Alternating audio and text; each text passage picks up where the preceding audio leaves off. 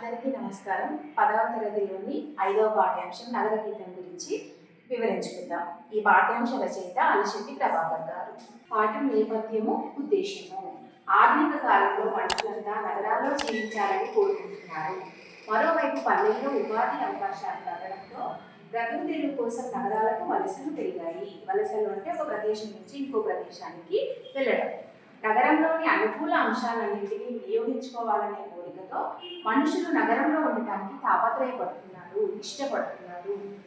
దీనితో అనేక నగరాలు అత్యధిక జనాభాతో కిరిసిపోతున్నాయి. చాలా సమస్యలు పెరిగిపోయాయి. ప్రపంచీకరణ ప్రభావంతో నగరం శరవేగంగా తన రూపం మార్చుకుంటున్నది. సామాన్యుడికి అందనంత దూరంగా కదిలిపోతున్నది. మధ్యతరగతికి అంతు చిక్కని ప్రాంతంగా మారిపోయింది. మనిషి యాంత్రిక స్థితిలోకి మారిపోతున్నాడు. అంటే యంత్రంలాగా పనిచేసే స్థితిలోకి మనిషి జీవనం మారిపోతున్నది. తనకు తానే పరాయీకరణకు గురవుతున్నాడు. ఇతరుల ఆధీనంలోకి తనకు తానుగానే వెళ్ళిపోతున్నాడు.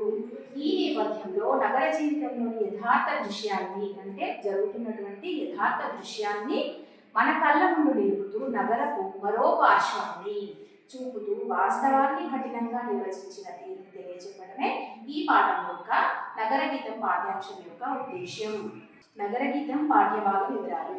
ఈ పాఠం మినీ కవిత అనే ప్రక్రియకు చెందింది. ప్రతి పాఠ్యాంశం కూడా ఏదో ఒక ప్రక్రియ నుంచి తీసుకోవడం జరుగుతుంది. మన నగర గీతం పాఠ్యాంశం ఇప్పుడు మినీ కవిత అనే ప్రక్రియకు చెందినది. ఏదైనా ఒక అంశాన్ని కోసం వెలుగుతూ వ్యంగ్యంగా, చురకలతో, తక్కువ పంక్తుల్లో చెప్పడమే మినీ కవిత. అలిశెట్టి ప్రభాకర్ కవిత అనే గ్రంథంలోని సిటీ లైఫ్ అనే మినీ కవితలలో కొన్నింటిని నగర గీతంగా కూర్చడం జరిగింది. కవి పరిచయము. అలిశెట్టి ప్రభాకర్ గారు జగిత్యాల జిల్లాలోని జగిత్యాల జన్మస్థలం. మొదట చిత్రకారుడిగా జీవితం ప్రారంభించారు. ప్రారంభంలో పండుగల, ప్రకృతి దృశ్యాల, సినీ నటుల బొమ్మలను పత్రికలకు వేశాడు. తర్వాత జగిత్యాలలో సాహితీ మిత్రకీర్తి సంస్థ పరిచయంతో కవిత్వ రంగంలోకి ప్రవేశించాడు.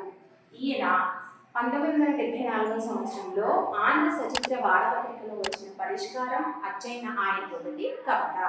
జగిత్యాలలో స్టూడియో పూర్ణిమ 1976 సంవత్సరంలో, కరీంనగర్లో స్టూడియో శిల్పి, హైదరాబాద్లో స్టూడియో చిత్రలేఖ ఏర్పాటు చేసుకుని జీవితం కోసం ఫోటోగ్రాఫర్గా జీవిత పోరాటంలో కవిగా ఈయన ఎదిగారు.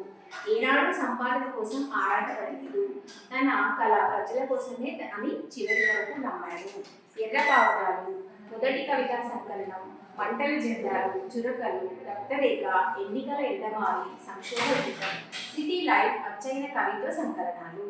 ఆంధ్రజ్యోతి దినపత్రికలో 6 ఏళ్ల పాటు సీరియల్గా సిటీ లైఫ్ అనే పేరుతో హైదరాబాద్ నగరంపై రాసిన మినీ కవితలలో ప్రఖ్యాతి పొందాడు.